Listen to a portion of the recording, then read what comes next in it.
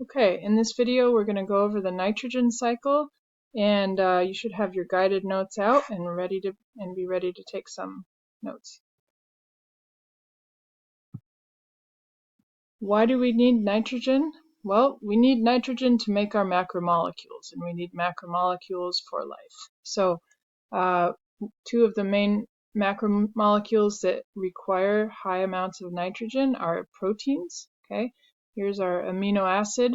That's the monomer that can make up proteins. Right, here's our nitrogen in that. And nucleotides. So our cytosine, guanine, adenine, and thymine that make up DNA and RNA also have high quantities of nitrogen. Look at all those nitrogen molecules, nitrogen elements.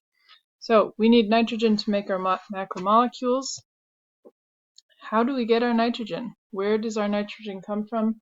Well, the way that it goes into our body is through assimilation, right? And this is a fancy word for eating. So as these folks are doing here, they are getting their nitrogen from plants who have taken it up from the soil, or I don't know what he's eating, lasagna, which also comes from plants, or milk. So assimilation is how we get our nitrogen. Where do we find nitrogen in nature? We actually find it in all of the different spheres. Okay, the atmosphere has a ton of nitrogen gas. It's actually mostly nitrogen gas. The hydrosphere has nitrogen dissolved as in fertilizers and in other forms. The biosphere, so in living organisms, anything with proteins, anything with nucleic acids is going to have a lot of nitrogen. Fungi and insects have exoskeletons made out of chitin, which is also very rich in nitrogen. The geosphere, the soil, right, has a lot of nitrogen that we may have applied as fertilizers, but anytime something dies, right, let's say a deer gets old and dies, its body is going to decompose and release nitrogen into the soil. Okay, who are the superheroes of the nitrogen cycle? Who is driving the nitrogen cycle? Well, microbes take a pretty main role here. Bacteria, fungi, decomposers, any kind of insects or earthworms that churn up the soil are going to be driving the nitrogen cycle.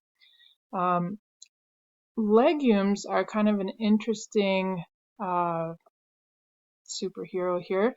Legumes are a group of plants that actually form symbioses with nitrogen-fixing bacteria. And let me show you a picture of what this looks like.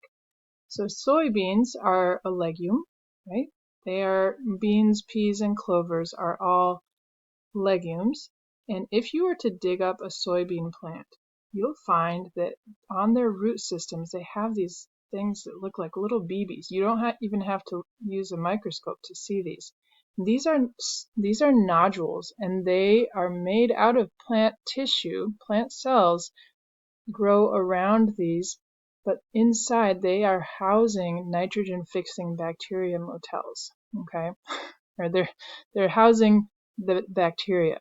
And these bacteria are incredibly cool because they can take atmospheric nitrogen gas and turn it into a fertilizer form of nitrogen that the plant can use. Okay, so this is a symbiosis in which the bacteria gets a home and the plant gets free fertilizers, and also the farmers don't have to fertilize beans, peas, or clovers because the bacteria do it for free.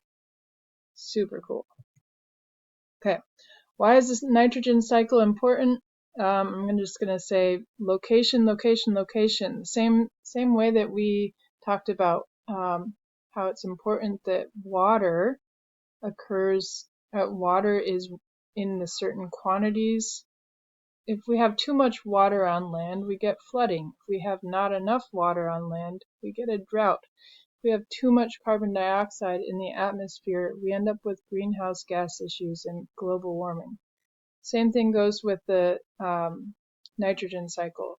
We have nitrogen, and we're always going to have the same number of nitrogen elements, but the form right? So whether it occurs as nitrogen gas or whether it is dissolved as nitrogen fertilizers in these rivers and bodies of water is super important, because it can throw off an ecosystem balance and uh, cause a lot of destruction.